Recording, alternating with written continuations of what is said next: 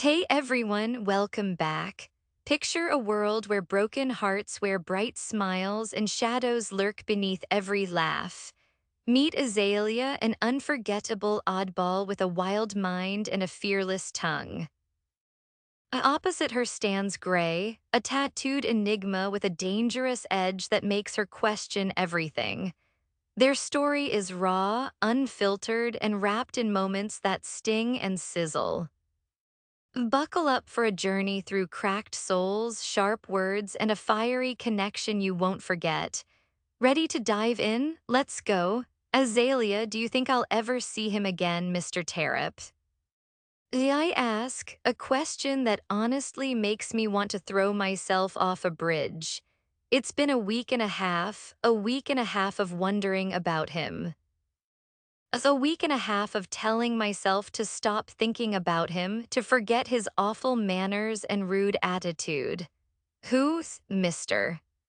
Tarrip replies, and I feel like hurling a book at his head. Albuquerque the turkey, I say deadpan, and he laughs. Forget I said anything, I think I'm going crazy. I shake my head. I think you've been crazy for a while, Mr. Tarrip teases, and I point a threatening finger at his face. On that note, I'm leaving. I pick up my book for the night. I'll see you tomorrow, Azalea, he says as we say goodbye and walk out. I stay close to him while he locks up, and once he's done, we head our separate ways. Where's your car? He calls out and I wince. I walked, I smile. I told you not to do that, he scolds and I sigh. Goodbye. I call over my shoulder and I just catch sight of him shaking his head in disappointment. I swear he acts as if I live an hour away or something. This morning, I woke up with a bit of extra energy, so I walked. Actually, I've come to prefer walking over driving. Although I haven't walked to the bookstore since before the accident. Maybe that's why my knee is throbbing a little. I make it home and notice both of my parents are there. God, please give me a good day today. I open the front door and keep my head down as I cross the living room. I glimpse a couple of Jack Daniels bottles on the coffee table and close my eyes, trying to imagine the table as it was before the wreck, fresh flowers in a clear vase, maybe a few Good Living magazines. I should have stopped walking when I closed my eyes, but I didn't. For a kid, a father's arms should be the safest place in the world, not the most terrifying.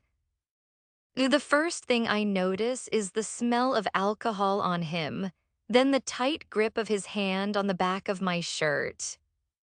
He yanks me away as if I'm on fire, and the neckline of my shirt tightens until I'm choking. I'm sorry, I stammer, struggling to swallow. He lets go of my shirt and shoves me away. My knee gives out and I fall, landing on the coffee tables. I catch a glimpse of a Jack Daniels bottle just as it rolls off the table and shatters on the floor. Fear envelops me. My heart drops as the dark liquid spreads across the hardwood. The sound of his belt unbuckling makes my eyes fill with tears. Look at me, the sound stops abruptly. I reluctantly look up into his eyes. He hooks his belt back and I silently thank God. You took him away from us, he slurs, and I bite my lip to suppress a gut-wrenching sob begging to escape. I know, I whisper through tears. I know I did. Does he think I don't already know? You were the last face he ever saw, he continues, making me cry even harder. The person who did this to him was the last thing he ever saw. The dark, empty void inside my chest only deepens as my father says what I'm already telling myself. I go upstairs, his voice turns dark. He clutches my arm tightly and hauls me toward the stairs. Panic wells up inside me as he drags me past my room. He halts right in front of Jake's door. Please, Daddy, I sob, please don't. He pushes open the door to the room I haven't entered since the crash. Unrestrained sobs escape me as he forces me inside.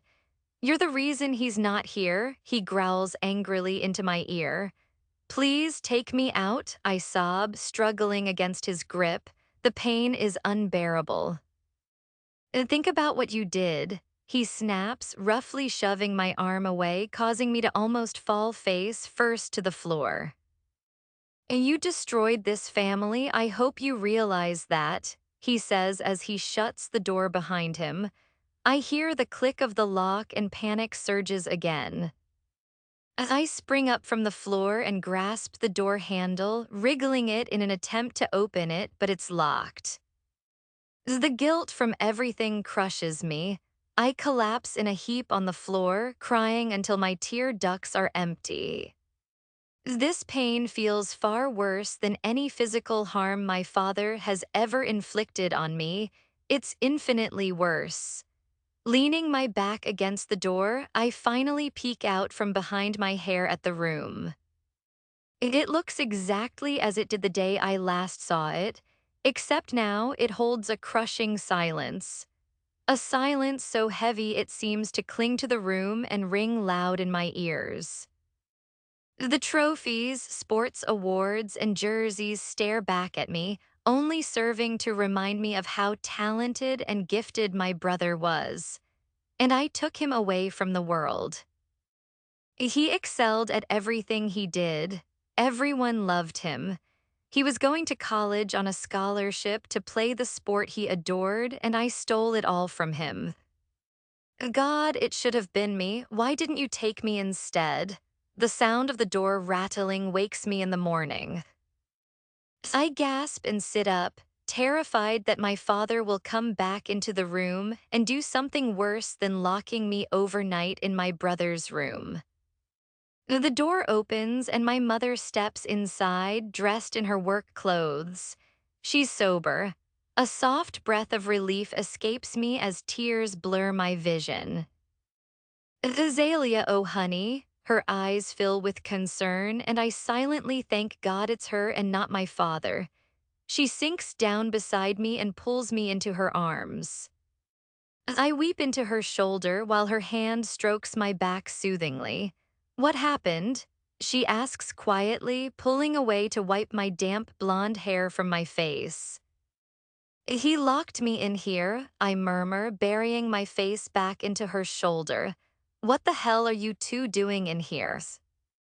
"I thought we all agreed not to enter this room." My father's sober voice fills the doorway and my heart races with fear. I haven't heard him sober in quite some time. Usually by the time I see them in the morning, I'm already gone to the bookstore. Surprisingly, they haven't lost their jobs. I guess all the bottles of medicine in the cabinets downstairs help with that despite their hangovers. "Jack, what the hell?" My mother curses him, catching me off guard. I've always been too afraid to see them sober, terrified that they might be the same people when sober as when drunk. Maybe, at least, my mother isn't. "What?" He responds, and my mother pulls away from me, turning to face him. His eyes lock onto me. I can sense his stare, yet I keep my gaze fixed on the floor. "You put her in here," she snaps sharply while he remains silent. "I don't recall doing that," is all he can respond. "Maybe because you were drunk," I surprise myself by summoning a sliver of courage after all this time. "Excuse me." He narrows his eyes at me, which still unsettles me a little. "You dragged me up here, you put me in here." A tear slides down my cheek. "You left me in here." "Azalea, you're delusional. I didn't do that," he insists, and I stay silent. There's no sympathy in his eyes for having spent the night in my dead brother's room. There's nothing there. I must be delusional. "Okay, Azalea, I think Jake's passing is really just getting to you right now," my mother says, running her hand soothingly up and down my back. I look between the two of them. I can almost feel my shattered heart crumbling and falling into a seemingly endless abyss. I push past them both and head straight to my room. As I take a shower and dwell on everything that just occurred. If I could cry any more, I would, but my head aches too much from crying so much already. I study myself in the full-length mirror in my room, the scar above my eyebrow, the large scar along my shin, the marks on my knee, the awful scar on my rib. A half of me is now made of metal. 3 of the 4 ribs I broke had to be reinforced with metal plates. A tube was inserted into my chest cavity to reinflate my lung after it collapsed when the broken ribs pierced it. My knee was essentially rebuilt after I shattered the entire patella, not to mention the ACL tear, which required another surgery on its own. My shin bone, both tibia and fibula, were fitted with metal plates and screws, all on my right side. My shoulder and head were the only remaining injuries that were severely damaged, literally screwed up. My shoulder was dislocated and badly scarred, and I suffered a grade 3 concussion. I lost all memory of the accident until about 2 weeks later. The day I finally woke up and remembered what happened was the worst day of my life, and it always will be. No one knows exactly what transpired. Mr. Terep knows the gist of it. My brother and I were in a wreck nearly 2 years ago. He died, I survived. I pull on a flowing pale yellow sundress. I decide against wearing a sweater over it, though I'll probably regret that decision. Mr. Terep always keeps the store at 58 degrees Fahrenheit. He overheats easily and it baffles me. And to be honest, I think he keeps it cold just to annoy me because he knows I get cold easily. You're quite late today, Azalea, Mr. Terep chides without realizing I've been in the store for over half an hour.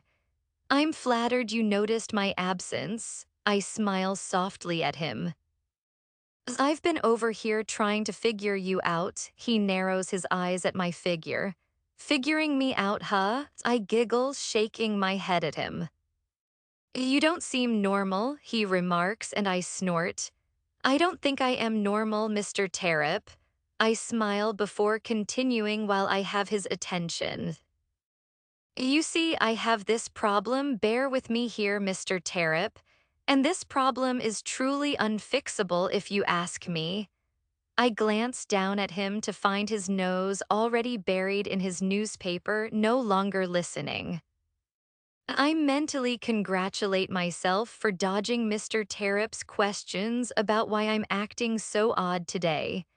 With a satisfied grin playing on my lips, I walk away from his desk. Settling into my designated little comfy chair, I pull out my book. I slip one earbud into my ear, letting my mind drift as I simultaneously listen to music and read. Mr. Terep constantly nags me, insisting I should focus on only one thing at a time. According to him, juggling both only causes me more brain farts than usual.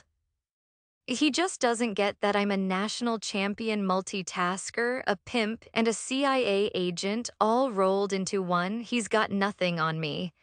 Is a female pimp called a pimptress? A pimpa, pimpina. What do you call a female pimp? I ask aloud, directing the question to Mr. Terep. Azalea read your book, he sighs, disappointment clear in his voice. As I bite my lip to hold back a giggle. After an hour of reading, I'm ready for some adventure. Is there anything you want me to do? I ask, leaning against Mr. Terep's desk. He waves me off with a dismissive hand, and I resist the urge to stick my tongue out at him. Instead, I choose to enjoy the fact that my music playlist is absolutely psychotic, covering an unnaturally wide range of genres. Stevie Nicks' Edge of 17, Bourne's Electric Love, Queen's Too Much Love Will Kill You, Greta Van Fleet's Edge of Darkness, and Casey Musgrave's Butterflies are all there. I've got songs spanning from the Beach Boys in the 50s to Blackstreet in the late 90s, all the way up to now. But the usual classics don't tickle my pickle.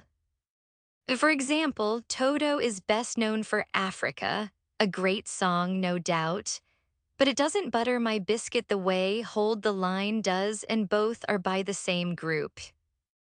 Dolly Parton's 9 to 5 rocks, and Love is Like a Butterfly really hits the spot. The basics are solid, but they shouldn't be the only thing great artists are remembered for. Slightly bored, I decide to fulfill a dream. Cranking up old-time rock and roll, I head to the back of the store.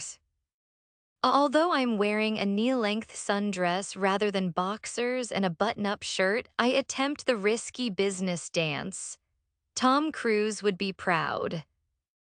Of course, I can't slide in flats, but the open space in the back is perfect for any dance routine. I genuinely enjoy creating dances. Ignoring the ache in my knee, I run down a tall row of books, trying and failing somewhat to nail a ballerina jump. I land just barely back on my feet. When I look up, I find dark black eyes locked on me. Well darn, he just witnessed the next star in Swan Lake. For a moment, I forget he despises every fiber of my being. I remove my earbuds and glance down at my flats, feeling my cheeks heat up slightly. For a second, I think I'm hallucinating and that he's not really here. Then I peek through my blonde hair and there he stands, tall, strong, and undeniably gorgeous. His gaze travels down my outfit, pausing on my injured leg. Hastily, I move that leg behind the other in an awkward stance, thinking, he already hates me, might as well add weird to that. Hi, Gray, I murmur softly, and his eyes flicker back up to meet mine. Good Lord, every time he looks at me, I feel like he knows all the terrible things I've ever done. What are you doing here? I ask him, anxiety creeping in as I worry he might snap and reprimand me, but I'm ready. I have a list of comebacks prepared. Comeback 1, your mom's. What's on your arm? He murmurs, his deep voice resonating in his chest and making me blush. He's such a man. My arm, I reply. Last I checked, the only thing on my arm was pure muscle, I wish. He grasps my forearm and I almost faint as his skin touches mine. Why am I like this? Am I experiencing a midlife crisis? He lifts my arm slightly and I glance down. A faint but definitely there bruise rests just above my elbow, where my father held me when he dragged me up the stairs. I guess I hadn't noticed it in my room's lighting, but here in the store it's clear. Well, I hit it on my bed frame, I sigh dramatically. He lets go of my arm and looks at me with a cold stare. Doing what? He grumbles, and I find myself hoping to see a smile on him. I can't even imagine how gorgeous a smile would look on his already breathtaking face. Sex, I blurt out accidentally. Oh God, forgive me. I'm literally a virgin. I have no idea where that came from. Why can't I stop thinking about sex? A dark, well-shaped eyebrow arches slightly.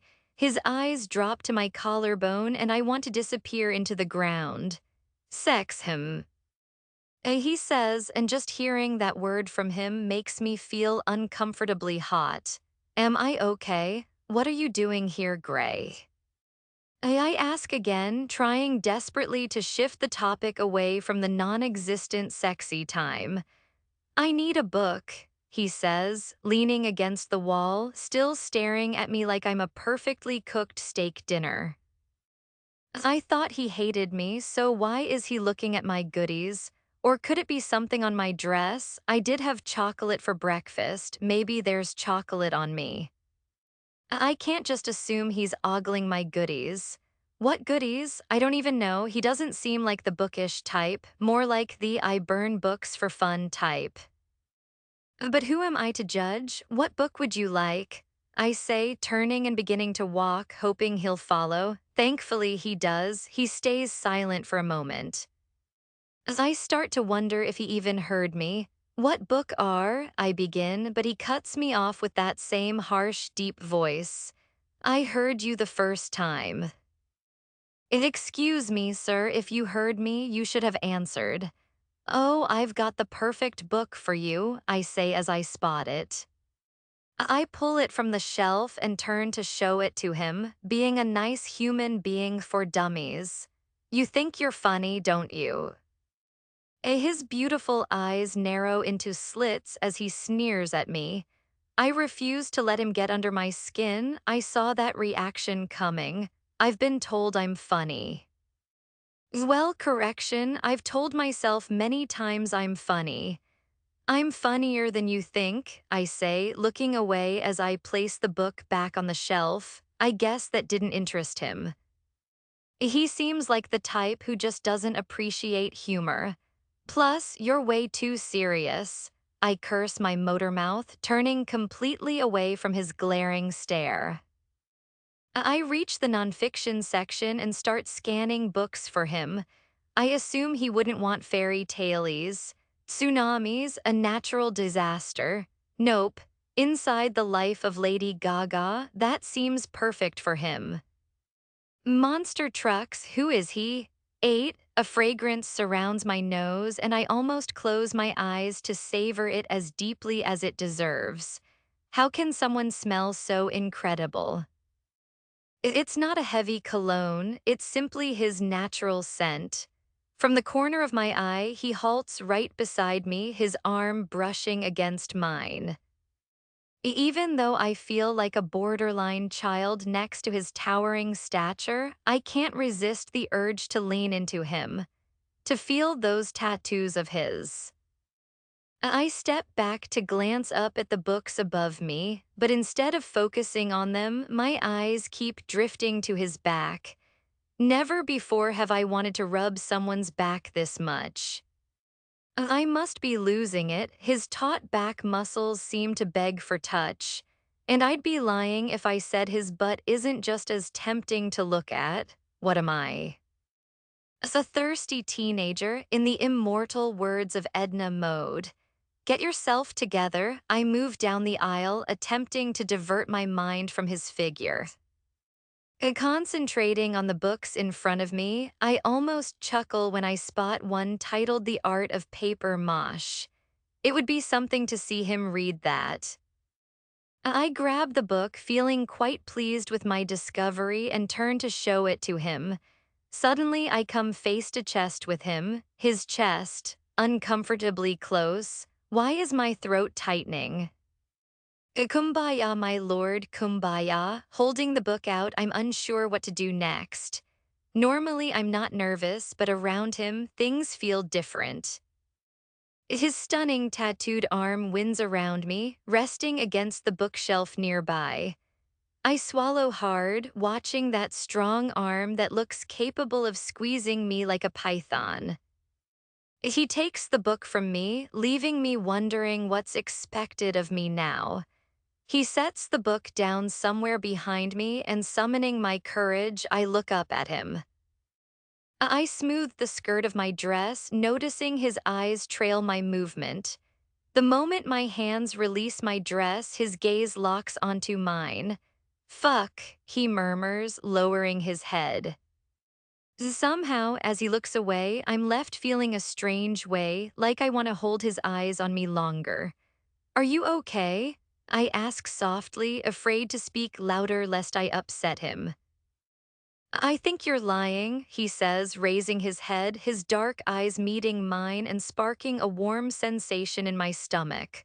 Lying about what? I drop my gaze, but he won't let it stay down. The hand resting on the shelf behind me lightly grips strands of my hair. My throat dries as his touch sends tingles down my spine. Goodness, what's happening with my hormones? His other hand rises to my arm, lifting it to examine a bruise. Is he implying I can't handle sex? Or have it, whatever it means? You couldn't keep a guy around long enough to fuck you with that pretty little mouth of yours always running. He thinks my mouth is pretty. Wait, what? My mouth falls open as I gaze up at him, speechless. For once, I have no sharp retort because honestly, he might be right. On top of that, he's so vulgar, his manners are basically non-existent. You're quite rude, you know. A dark scowl spreads across his handsome face. He pulls away from me, a faint sneer curling on his lips. So he's allowed to say rude things, but when I call him mean, he gets all grumpy. No one leaves my presence unhappy. But not always, I interject. I know you've got some sugar. I think about running, feeling the deadly glare he shoots my way. But you don't know shit, his deep voice growls. I struggle not to admire his features more than I should, though I want to. Oh, I will know shiznit, I definitely will. I missed an update last week, my apologies. Finals have arrived and are in full swing, so please bear with me here. This was a pretty long chapter, so hopefully it makes up for the missed update. Thank you for reading. As Azalea, I make my way up onto the sidewalk of the town square, returning to the spot where I began, headed out to buy alcohol for my parents. Clutched tightly in my hand is a $20 bill, though I doubt I could hand it over to the friendly homeless man even if I wanted to. My father's threat pushed me into action. I wish I could just kick him right in the nuts. They wouldn't even let me drive here, so I had to walk a full 35 minutes from my house to the town square. Since the crash, all my energy has vanished. Now I can't even get out of bed without gasping for breaths. After what feels like another 3 years of walking, I finally arrive outside Danny, or Donnie's, shop, I'm not sure which. All the lights inside are off. Satsun 2 p.m. 10 p.m. As I step back from the door, struggling to keep my composure. I've been set up to fail. Although it's not like the man knew the hours, he's probably too drunk to remember. Frustrated tears prick at my eyes, but I refuse to let them fall. Taking deep breaths, I close my eyes and picture a large red velvet cupcake. I'm not heading home empty-handed. The last time I did, my back hurt so badly for a week I could barely move. I decide to try Red Street. Bars line the whole street, so unfortunately, that's my best option. Tugging at the hems of my admittedly a bit short shorts, I pull my arms tight against my torso. Gray clouds swirl overhead and my nearly bare arms grow cold. I should have grabbed a jacket over my t-shirt. Why do none of these little trips ever turn out right?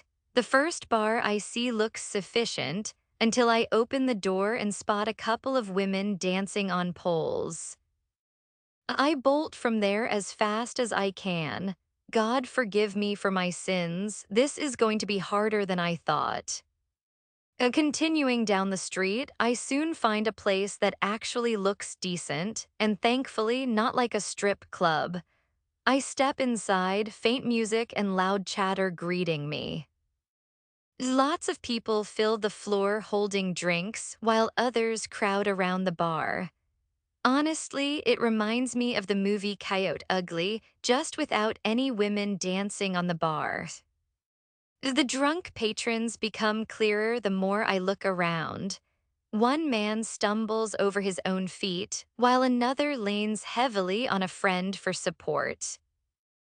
I don't even have an ID and I'm not 21. What am I thinking trying to pull this off? I must look like a 7-year-old. Maybe they'll detect the desperation in my eyes and think, wow, she must be having a rough day. Let me give her some moonshine, the closest thing to cherry pie or maybe even peach. I sense someone's gaze and notice a man staring right at me. He's obviously drunk. Sitting at the bar, he holds a drink that's currently spilling because he can't keep it steady. It doesn't help that he looks at least 35. I ignore him and walk over to the nearest almost empty spot at the bar. My heart races as I stop there. I've never been inside a bar before and now I'm going to order drinks. What do I say? Hello, I'd like some cherry pie moonshine. Hey bartender dude, throw me some peach moonshine. I'm totally doomed. With my luck, they wouldn't have peach or cherry pie. Instead, it'd be something like white lightning, which my parents warned me is the most disgusting kind. Shout 'em out. A loud voice yells over the crowd and the chatter floods the bar. My gaze lands on the bartender, who moves at an incredible pace, yet never loses his smile. His light hair falls over his forehead as he bends beneath the bar to grab a fresh bottle of who knows what kind of liquor. As fast as orders come in, he serves them. Just watching him is enough to make my head spin. You haven't said a word, pretty lady, what'll it be? He calls out, eyes flicking up to mine for a brief moment. My heart pounds louder and I avert my gaze around, searching for any other girls nearby, but I doubt there are any. Peach moonshine, I blurt quickly, wanting to get it over with. The frenzy in the bar dies down, and now he mixes drinks roughly every 10 seconds. When I finally lift my eyes from my hands, he's staring straight at me, wearing a mildly puzzled expression. A strong drink for someone so small, he teases, and I resist the urge to leap the counter and show him how a small person like me can unleash CIA-level karate moves. Cherry pie could work too, I murmur, biting my lip. I don't believe cherry pie is any weaker than peach, but who knows? I'm no scientist. You got an ID. He smirks slightly, and if it weren't for the tall counter, I'd bet he'd regret that smirk. Seriously, who builds a counter this high? It reaches my chest. I glance down and spot a step tucked beneath it. Oh, duh, I step up, and suddenly it's not so tall anymore. My id's in my wig, which I left at home, I blurt out, mentally planning to punch myself later. No ID, he chuckles, clearly skilled. As if he can see through my practiced fib, he's been bartending a while, or maybe he's CIA too. How old do I look? I narrow my eyes and his face brightens with a smile. Zaw, he's cute, what an anus cake.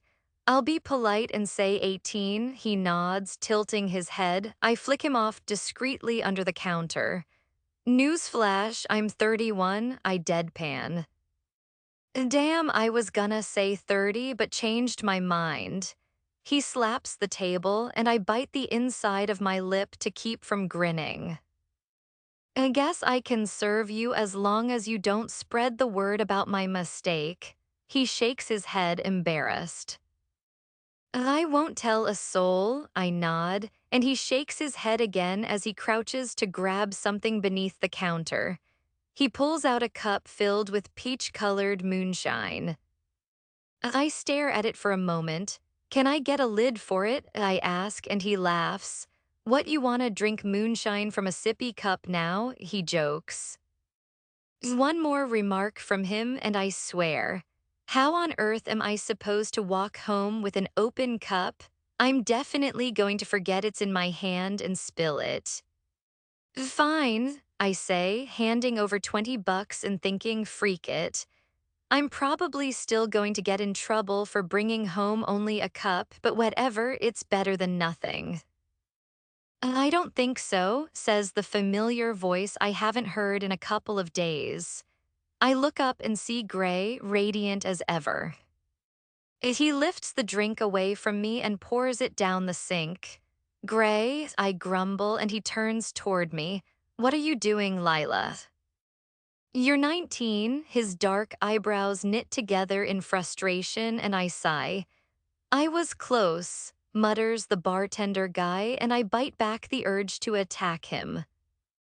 I'm not 19, I mumble stubbornly, although I am, and Gray raises an eyebrow, resting his arms on the counter before me. Does he work here? Not what you told me, he says quietly. Can I get a scotch? Slurs a guy from behind me. His hand snakes around my back, making me flinch forward, a soft gasp escaping my lips. Gray slams his forearm into the guy's chest. My eyes widen. You wanna get handsy? Go find a fucking hooker, he sneers, and the guy's eyes grow wide with fear. I'm pretty sure mine do too. Without his drink, the guy pushes back through the crowd. This is why you don't come to places like this, Gray growls. I bite the inside of my cheek. He doesn't understand. I need moonshine, I tell him firmly. I avoid crossing my arms, guessing it'd make me seem less cool. You're not getting any, he says, his frustration rising. I'll climb over this counter and get it myself if you don't give it, I warn, and a hint of a smirk curves his lips. He leans in and I almost swoon, but I hold myself steady. Try me. I'll unleash my CIA moves so fast he won't know what hit him. Instead, I rest my head on my arms, hiding my face, trying to devise a plan. A gentle shove to my back catches my attention, and I lift my head from my arms. I turn around, only to be met with a large man's elbow smashing into my face as he starts a fight with another guy. My head snaps back so quickly I might have gotten whiplash if I weren't so CIA trained. Good God Almighty, that hurts like hell. Big hands grasp under my arms and lift me back. I feel myself sliding across the counter until I'm on the other side. What strength! The taste of blood floods my mouth and I cringe. My nose and upper lip are numb now, but I know the pain will come tomorrow. Unfortunately, the blood filling my nose blocks Gray's scent. What a shame. He turns me to face him, and I blink rapidly to keep my eyes from watering. I can't even think straight. Is he being kind, or am I hallucinating? Lila, the bartender from before, starts, but Gray silences him with a glare, and here he is again. Her name's Azalea. Azalea, are you okay? He winces, handing me a stack of napkins. I press them to my nose and nod slightly.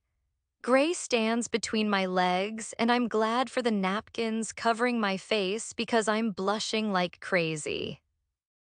I pull the napkins away and look up at him. This is what you get for not giving me moonshine, a bloody counter, I say, narrowing my eyes. He rolls his dark eyes, grabs my hand, and gently presses it back against my nose. He lowers me off the counter, and I glance down at all the drink options stored beneath it. My eyes land on the moonshine. I reach for it. I pick up the bottle labeled peach, but then set it back down, realizing it's partially empty compared to the glass I was given. I grab the bottle next to it, relieved to see it's peach as well. Before I can tuck it under my shirt or make a break for it, Gray presses himself against my back. His arms wrap around me and he snatches the bottle from my grasp. I told you no, he murmurs low. He places the bottle on the counter and starts guiding me toward the back of the place, somewhere out of sight. He gently pushes me into the bathroom, follows behind me, and closes the door. I'm no longer worried. If he intended to kill me, it would have happened already. Besides, I could take him in a fight. I pull the napkin away from my face and peer into the mirror, standing on my tiptoes to see properly. Who designs mirrors this tall? I wince at my reflection.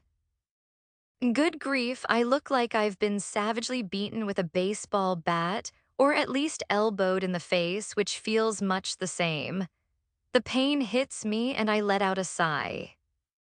Turning on the water, I tie up my hair so it won't get wet. I already look wrecked. I don't need to add wet dog to the mix. Gray stands silently, eyes locked on me. What a big help. Exactly why you should just stay where you belong, he mutters, and I pull away from the sink. I belong wherever I damn well please. CIA headquarters, absolutely, Pimp Central. You bet, a bar, sure, why not? How many times are you going to tell me I shouldn't be here? I ask. As many times as it takes to get it through your thick fucking skull, he sneers, and I resist the urge to launch a punch. As many times as it takes, I mock him, catching the burn of his glare on the side of my head. Go ahead, glare all you want. I glare at the girl with a busted lip and a broken-in-half nose. I say, lunging at him to scare him, but he doesn't flinch. I will if she's being an immature little shit. He fires back, glaring harder as he steps closer, making me feel smaller despite myself. Big girl britches activated. Well, guess what? You're a big crap, I jabs, bam, take that. He grabs another napkin from the counter and presses it gently against my nose. I grab it and sigh. I thought it had stopped bleeding, but apparently not. Thank you, I say quietly. So do you work here? I ask, trying to make conversation while I tend to my nose. I own it, he replies. Whoa, look at big boy over here. You didn't strike me as the bartender, I ramble on. I thought maybe security since, hello, your arms are about the same size as me. Then I figured maybe not, maybe janitor, but you don't really look like a janitor either. Do bars even have janitors? Close your mouth, he grumbles, and I give him a solid glare. How old are you anyway? Please don't tell me you're 50. You look young for 50, but these days, who knows? Wait, don't say it, I hold up my hand. Let me guess, I look up at him as he looks down at me. I let my eyes roam over his face, no gray hairs, good sign, no wrinkles, also good, strong build, wonderful. 74? Nope, just kidding. I'm gonna say, I say, biting my lip while fully aware that his gaze drops down to my mouth, 23. 24, he corrects, clearing his throat. He's in the prime of many years ahead and I can see it plainly. Hot dang. Let me have the moonshine, I insist. Please, it's all I want. I'll give you anything you want. His eyes twinkle with mischief as he looks at me. I have this blanket at home, really, really soft. It's gray and it reminds me of you. I'll give it to you if you hand over the jar of peach moonshine, I confess. He doesn't seem as enthusiastic about the blanket as I am. What about, oh. How about I give you a free book from Mr. Tarrap's store? You forgot to pick one up last time, I say, smiling warmly at him. I'll give you a free lap dance. Where on earth did that thought come from? I sigh and lean back against the sink. Gray's wonderful scent surrounds me, but it does little for me right now. My eyes are fixed on his tattooed arm, avoiding looking anywhere else. Up close, the tattoos are incredible. His entire arm, at least all I can see, is covered in ink. Just beneath the end of his shirt sleeve are dark, scary figures. They resemble grim reapers in the closest approximation I can think of. Dark and deadly, they send shivers down my spine. The background is filled with shading and dark tones accentuating the figures. Did Pablo Picasso create these tattoos? My goodness. That tattoo artist deserves awards or something.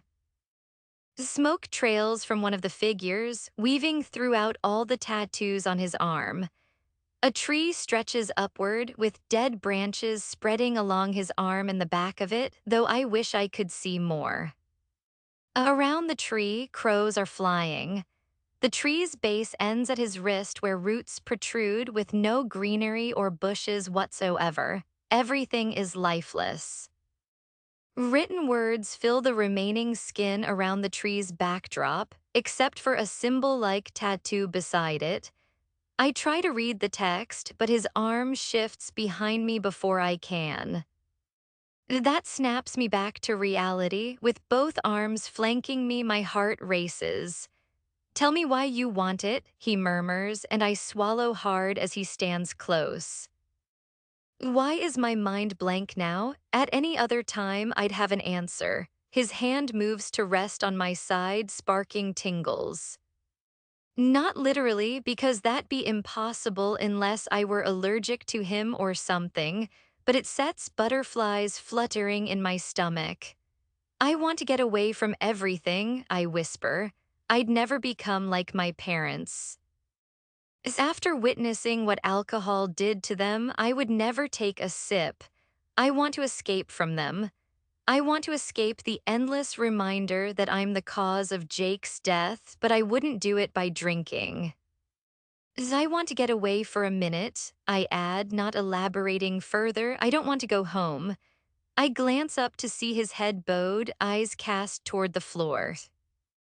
He keeps his gaze down only a few seconds before looking back at me. His dark eyes intensify the butterflies inside me. "You shouldn't be drinking that crap," he mutters, brows knitting into a slight glare. "I know," I answer softly. Before he pulls away, his thumb traces a single circle on my waist. "What's your last name?" I ask, swinging my legs back and forth while perched on the counter he so kindly set me upon. I barely know anything about him, and I figure it's time to change that. "Kingston." His deep voice reaches me as he scans the alcohol shelves for the cherry pie moonshine. "Mine's Carson," I tell him, and he halts, turning to face me. "You've told me, Lila." A sound catches my attention and I freeze. "I think there's a ghost, Grey," I whisper. My training never covered how to handle ghosts, and Ghostbusters can only do so much. "How long have you lived here?" I shift the topic but keep my eyes alert to the surroundings. "Why?" His voice lowers, and I look up to see him glaring at me with dark intensity. "I just want to know," I shrug. "I want to know more about you." "You think I care about what you want?" He sneers, and I hold back the loudest groan in the world. Why does he flip so fast? He was being nice just moments ago. "You think I care about what you think?" I fire back, frustration bubbling up inside me. "And you wonder why I want to drink?" I grumble, mentally adding another reason to my imaginary list.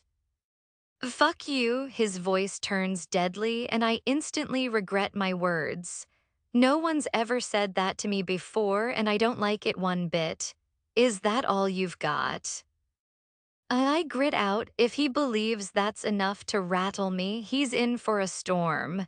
He strides toward me, and I stare up as he approaches. He grabs my chin, firm but not hurting, lifting my face so I'm looking right at him. "Why do you do that?" He clenches his jaw. "Do what?" I ask softly. And get me all riled up, his grip relaxes and his features soften. "You're the one who started it," I shrug lightly, biting my lip to keep a smile at bay. His eyes flick down to my lips. "Don't do that," he warns, glaring at them. "Why?" I scrunch my nose. It turns me the fuck on, now quit it," he says through clenched teeth, and I release my lip as my cheeks flush. Well, at least we have something in common. He can turn me on with just a look. Turn on? Goodness, I need a vacation. He grabs the cherry pie and peach moonshine bottles, handing them both to me. "Leave," he mutters, lifting me off the counter and setting me on my feet. "Strong man, I like that." I peek through the small window and see it's pouring rain outside. "So that was the ghost I heard." Duh, what a perfect time to be without my car. How fun is that? I start, unsure where to go next.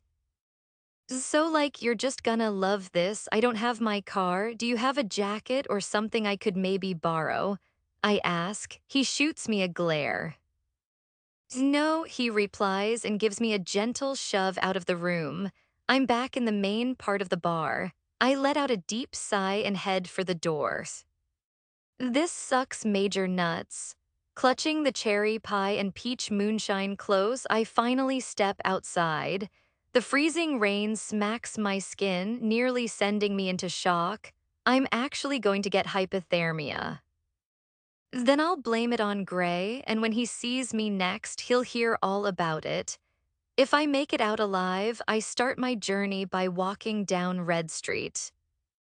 About 5 stores past Gray's bar, I suddenly feel a hand grip my shoulders. For a brief moment, maybe 3/10 of a second, I seriously think I'm being kidnapped, but fortunately that's not the case. He slips a sweatshirt over my head, the fabric carrying his unmistakable scent, and I melt into it. He pulls the hood up and draws the hem down as far as it will go, covering my bare legs. I glance to my side and there stands none other than Grey Kingston. Darn, that rain really does make him look incredibly attractive. Just shut up, he grunts, and I comply. He guides me to the parking lot, leading me to the passenger door of a sleek, tall, black Jeep Wrangler. He opens it, helping me inside with a gentle push. After I close the door, he goes around to his side. While he does, I breath in his scent, truly the most amazing aroma, and note the clean, tidy state of the car. He opens his door and my eyes catch sight of the shirt clinging oh so heavenly to his torso. Good Lord Jesus, that's something else, just wow. Gray, I say softly, and he turns toward me, droplets of water streaming off his gorgeous form. Thank you, I smile faintly. He doesn't reply, which is to be expected. He starts the engine, and panic begins to settle in. I close my eyes, trying to steady myself as the vehicle begins to move. I attempt to push the memories from before the crash out of my mind, but some slip through. Lila, his voice snaps me back to reality and my eyes fly open, darting toward him. He looks at me almost worriedly. Worriedly? No, surely I'm dreaming. Huh, what's wrong with you? He asks, furrowing his brows. I just shake my head. What?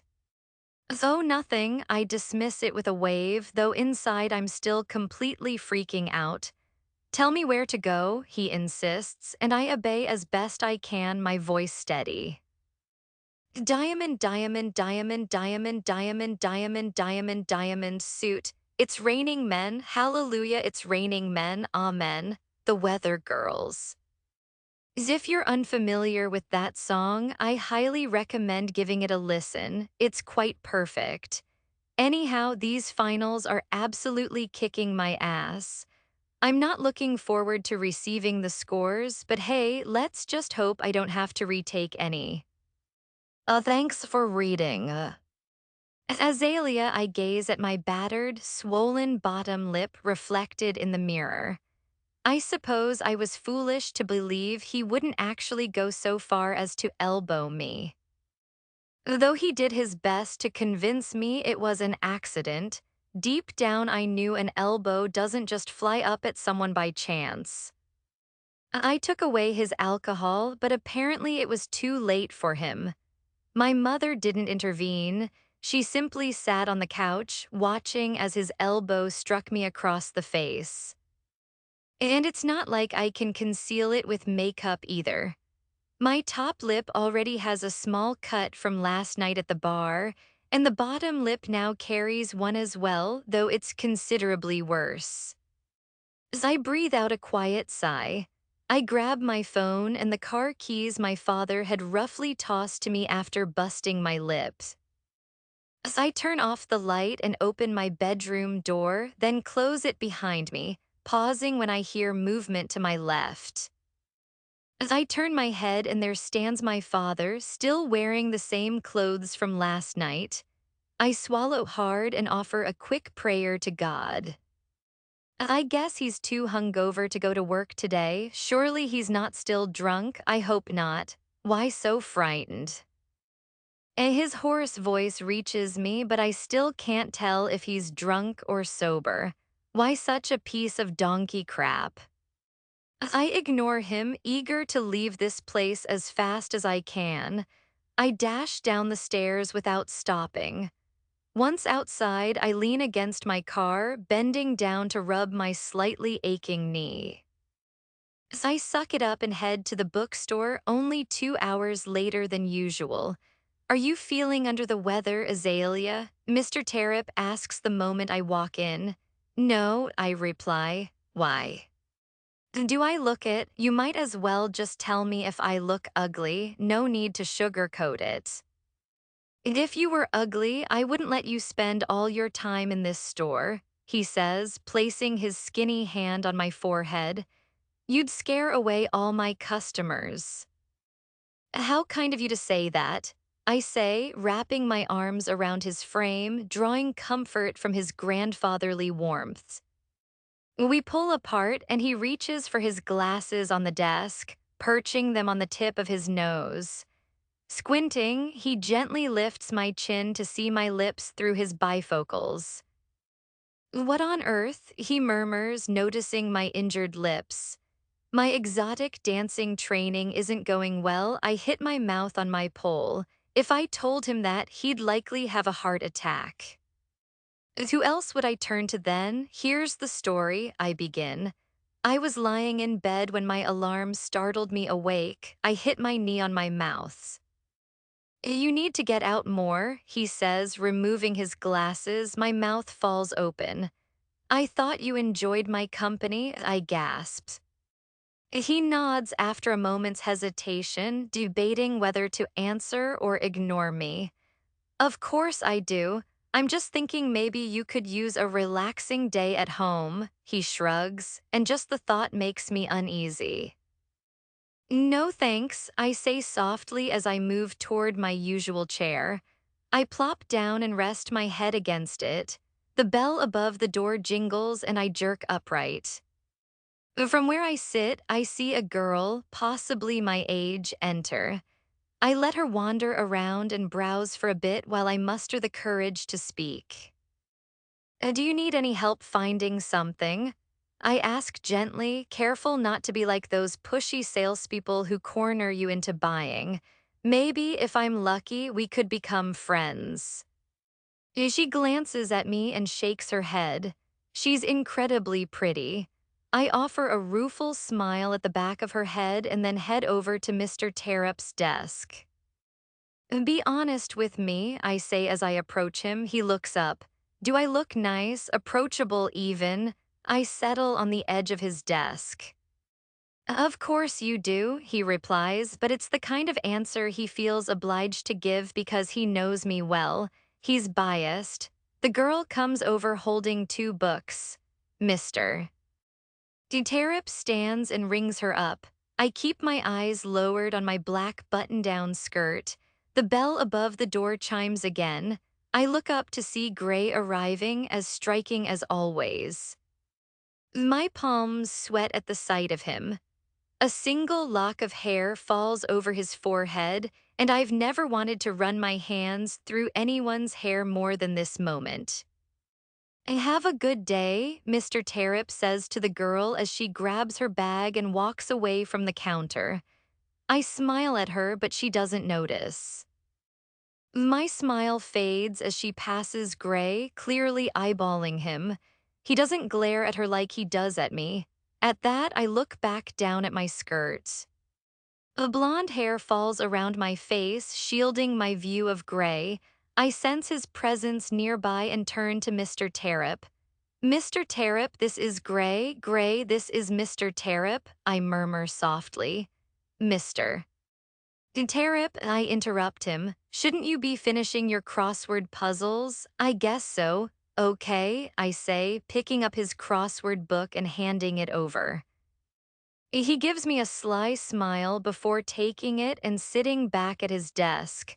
At least now I know he actually listens sometimes. Are you here for the book you forgot to buy? I ask, looking up only to meet his glare. I sigh softly. Carefully, I climb down from the counter and walk toward the back of the store away from him. There's no reason for that glare, especially when he doesn't give it to the other girl. What am I? Jealous? She really was pretty. Maybe he liked her. That's probably it. As I know I annoy him, he reminds me of that often enough. Maybe I should just stop talking altogether. Moving toward a shelf with books to shelve, I pick one up. Gray's hand grabs the back of my shirt, spinning me around to face him. His hand moves up and lands at the base of my throat. He lifts my chin and glares. It's hot in here. That wasn't there last night, he growls, eyeing my bottom lip. Yeah, it was, I reply. It was dark gray, you just didn't notice. I lift my head and gently grasp the hand beneath my jaw. Good Lord, this man has remarkably nice hands. I lower both our hands, avoiding his eyes. Your book, I ask nervously. I don't want a damn book, he snaps, clearly frustrated. He could use a book on how to communicate better. I can't read minds after all. I look up at him. I wait for him to say something, but naturally, he remains silent. If he doesn't want a book, then what's the point of even being here? Does he take pleasure in making me feel awful about myself? I get enough of that everywhere else I go. This place is the only sanctuary where I can truly be free without worrying about others' judgments. Mr. Tarrip is the closest thing I have to family and a friend, and even though I know he judges me, he's always there for me. Then why are you here? I wanted to see you hungover. Well, I'm not, I say awkwardly, fidgeting with the book in my hands. I can tell, his deep voice lowers slightly. I rack my brain for more to say, which is unusual for me. I'm sorry you had to drive me home last night, I offer.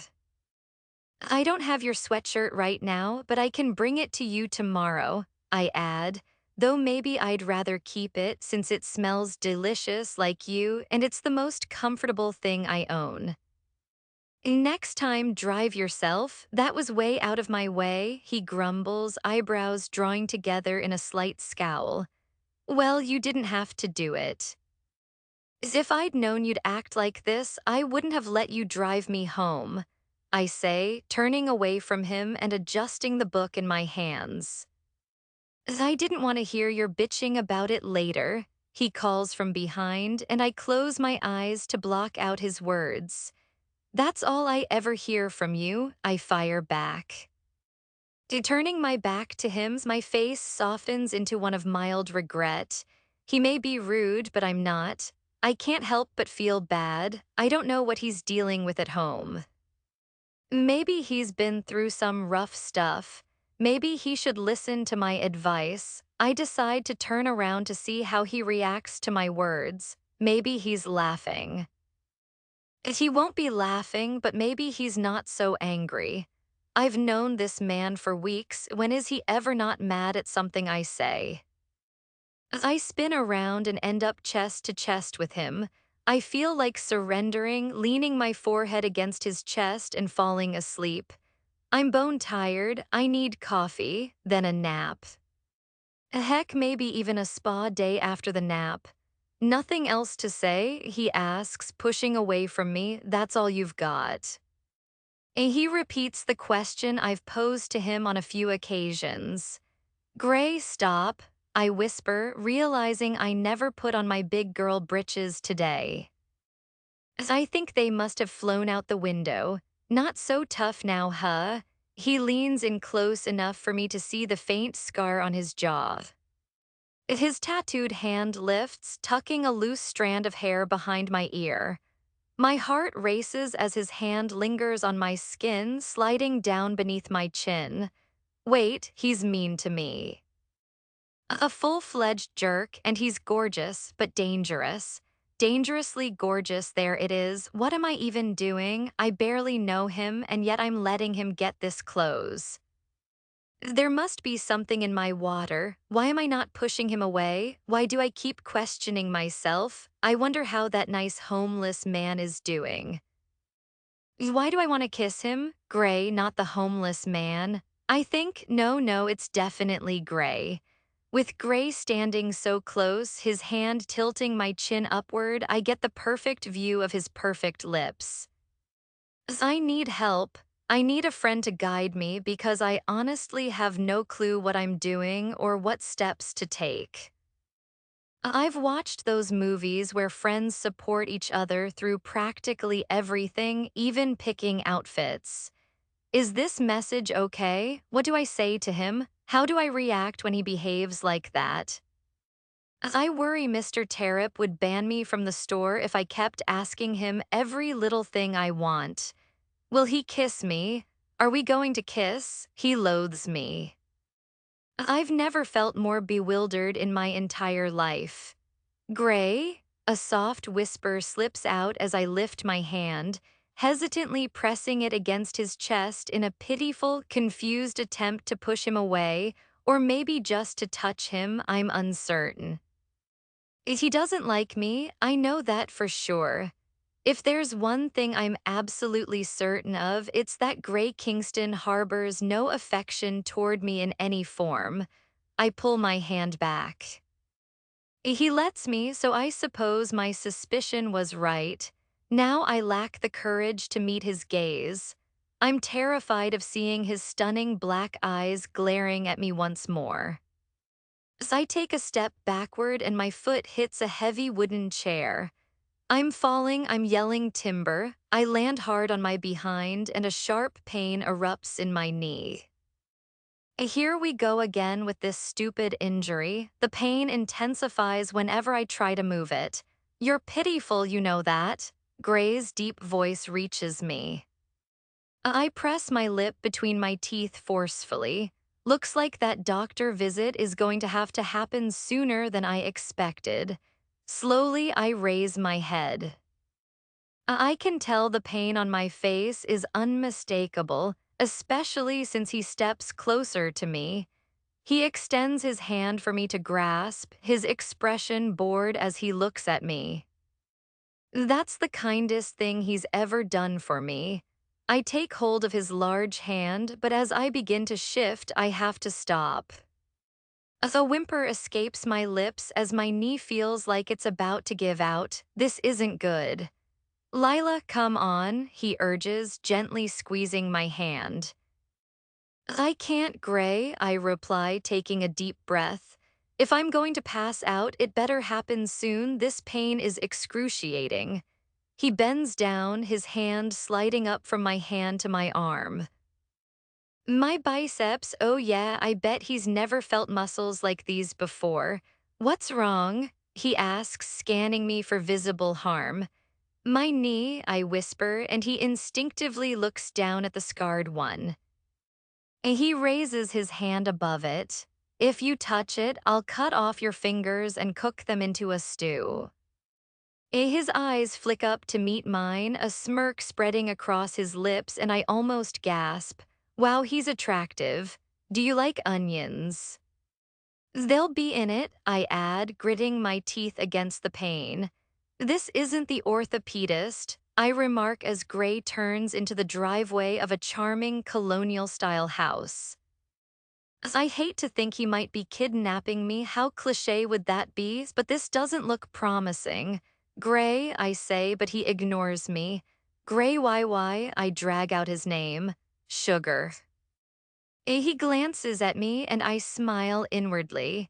His hand on the wheel jerks left abruptly, running over a pothole on purpose. My knee jolts and I wince sharply. As apparently, he doesn't realize my knee could actually fall apart. Your pain tolerance sucks, he grumbles, and I silently mock him. He parks near the house's entrance, and I look up at it in admiration. Is this yours? I ask. A friend of mine's, he replies matter-of-factly. You have friends? I ask, and he shoots me a sharp glare before stepping out and coming around to my side. He opens my car door and I unbuckle my seatbelt. Just like at the store, he lifts me effortlessly. As we start climbing the porch steps, my leg twitches slightly and I clutch the back of his shirt tightly. Where are we? Dr. Wernier is a friend of mine who occasionally does favors for my guys, he explains, and I listen carefully. Who are your guys? I inquire, and he falls silent for a moment. Friends, he eventually says. I wish I had that. He presses the doorbell and steps back to wait. Shut up, he interrupts. You didn't have to do this, I begin. I know how costly medical bills can be, he responds, and my mind drifts into a dreamy state. I know all too well how expensive they are. The door opens. Carter, Gray cuts him off, and Carter looks at me confused. I really like your house. It's nice. You must be wealthy. You're Dr. Weiner, right? I smile, feeling Gray's gaze on me. Carter snaps out of it and smiles back. He can't be older than 30. Dr. Wernier, he corrects me, and yes, ma'am. She's got a hurt knee, Gray tells him as he walks inside, with Carter holding the door open. I take in the beautiful house until I'm carried into the living room and set down on a dark leather couch. I almost want to punch Gray in the throat when he doesn't even consider my injured knee while bumping it as he sits beside me. I glance down at my skirt, riding up slightly from how I'm sitting. Then suddenly, a dark red couch pillow is pressed against my bare legs. I look up at Gray, only to find his eyes fixed on the stone fireplace, jaw clenched. How'd you hurt it? Carter asks, pulling in a kitchen chair to sit right in front of me. She fell over a damn chair, Gray answers for me, and I can't help but giggle at how much he sounds like a gruff mountain man when he grumbles. He always does. Have you injured this knee before? He inquires, and I sigh. He leans forward slightly, gently lifting my leg. I keep it straight as he sets my foot on his lap. He winces, noting the swelling. Yes, I leave it at that. Tell me how. Azalea, Gray interrupts for Carter. My patella was shattered and I tore my ACL too, I finish, and they remain silent. How long ago did you have your knee injuries? Carter asks. A year and a half, I answer quickly. Well, you got pretty messed up, didn't you? Carter comments, which was not what I expected him to say. Sort of, I agree. He doesn't even know half of what I've been through. It's common to re-injure your ACL within 2 years after surgery, he explains, and I bite back a groan. I don't want to go through that grueling physical therapy again. I can tell that's news you weren't eager to hear, he smirks. You're darn right, I grumble, now noticing Gray fiddling with the hair tie on my wrist. It's possible you tore it again, he rips it off quickly, especially with a sudden movement like falling over a chair, unfortunately. Like hell it's torn, not again, brother. His hand moves forward to touch my knee. Touch it, I dare you, I glare at him, sensing Gray's eyes on me once more. Carter glances back and forth between me and Gray. What a match, he mutters quietly. Just let me sit for a bit and I'll be fine in no time, I say, though I don't sound convincing. Lila, oh, Carter stands from his chair, casting Gray a quick look. Gray shoots a sharp glare at him and Carter simply strides through the doorway into the kitchen. I can and I will, I interrupt firmly, folding my arms stubbornly. Don't cut me off, he grumbles, narrowing his dark eyes. Now's not the time, sugar, I snap back, fully aware how much he detests that nickname. Fuck off. I can't, I'm crippled, you freaking crackhead, I retort, earning a loud laugh from Carter in the kitchen.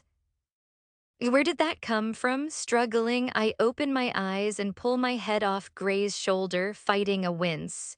You sleep like a fucking rock, he complains. How long was I out? I ask. An hour and a half, he replies, clearly annoyed. I'm surprised he let me rest on him that long. I glance down and notice a blanket covering my lower half. Your ass was totally exposed, he says, clenching his jaw. I puff my cheeks to stop myself from blushing. Was it quite the sight? I say, my eyes widening at my own words. From the corner of my eye, I see him turn. I meet his gaze and catch him giving me a knowing look. I'll tell you if you take the blanket off again, his expression impassive but his voice deepens slightly. My mouth dries and my heart races. God, he confuses me. Hesitating, I consider removing the blanket. Restless, I slip my hands beneath it, adjust my raised skirt, then pull the blanket away. Carter enters, and the blanket is quickly tossed back over my legs. I turn to see Gray shooting a displeased glare at him. Who messed you up? Carter asks, motioning toward my busted lips. Those words must be his favorite. Someone bumped into me last night, I reply, and Gray utters a sharp note of disapproval. Carter stays quiet for a moment, studying my eyes. Gray, he starts, turning to him, did you know I just earned my degree in behavioral science a couple weeks ago? I wanted to expand my mind, so I thought, why not?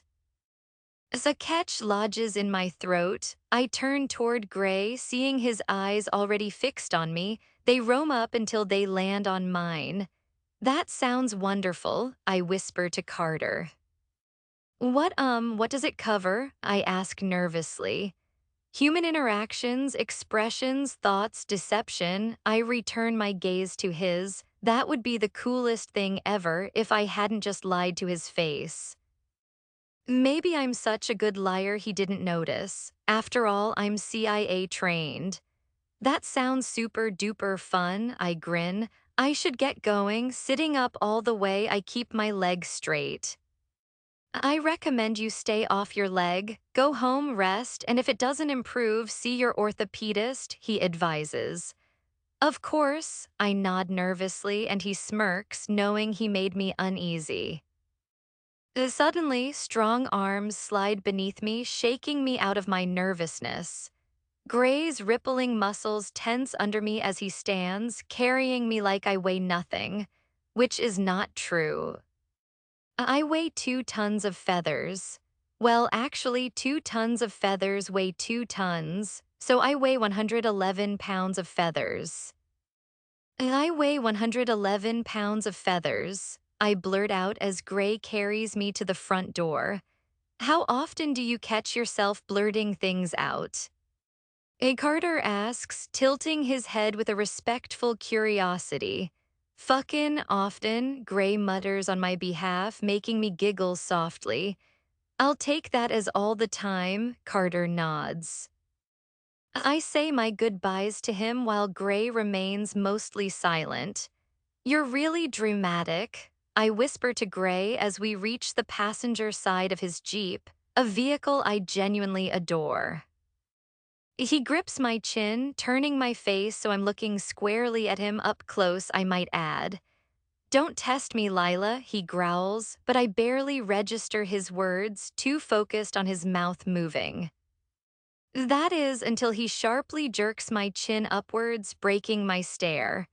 Don't, he warns darkly. I bite my bottom lip, and his conflicted eyes stray from mine, his gaze drifting away as if caught in an internal battle. About what? Maybe deciding dinner, chicken or steak, or perhaps spinach or regular lettuce. You need to go home, he finally says, and my heart sinks with a mixture of disappointment and fear. I don't want to go home, I whisper to myself. He settles me into the passenger seat before heading to his side. I try to keep my emotions in check, though the thought of going home terrifies me. Worse still, I can't even run away from him, which brings tears flooding to my eyes. Can you take me back to the store? I ask, forcing strength into my voice. It's closed, he replies curtly, and my eyes flick to the clock above the radio. Do you want a milkshake? I offer cautiously, my voice trembling now. He glances over at me. No, I don't want him to see how desperate I am to avoid going home, but I can't bring myself to leave. Gray, please, I plead softly. Lila, I've got things to do, he says darkly. The world doesn't revolve around you. I don't even notice the lone tear sliding down my cheek. Like I said, my big girl pants have flown out the window and are nowhere to be found. What the hell's wrong with you now? He grumbles angrily. As I stare out the window as we're about to pass Cobblestone Park, pull over, I command. What the fuck are you telling me what to do, foe? Can't you just stop being a brat for 5 seconds? Pull over, I glare, fed up with his thoroughly shitty attitude. He angrily pulls over, and suddenly it dawns on me I can't even walk. What the hell is wrong with me? That realization sends another tear trickling down my cheek. I'm utterly done with everything. I'm pathetic and pitiful, he's right. Come over here, help me out of this car, and set me on that bench. I point to a bench just outside my window, a little ways down the sidewalk. I don't know who I think I am giving orders like this, but I couldn't care less right now. I'm not leaving you on some fucking park bench, he snarls. Why not? You hate my guts, so why not leave me out there to maybe get kidnapped? Shut the fuck up, Azalea, he spits my name with venom. No, you shut up, I snap back, instantly regretting it as his eyes darken significantly. Why don't you want to go home? His gaze remains deadly, his tone equally harsh. What, do mommy and daddy not love you? I lift my hand, ready to slap the living daylights out of his handsome face, but he intercepts my hand midair. Oh God, that's even worse than me actually hitting him. I can make you dread every breath you take, don't fucking test me, he says, leaning closer to me, ensuring that every word lands with full weight. What if I already dread that?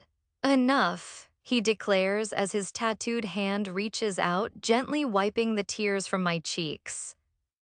I've been enjoying my summer since it just started, so I sincerely apologize for the long wait. Hopefully, updates will be a bit more frequent now, not edited. Word count 4559. Ashlyn M.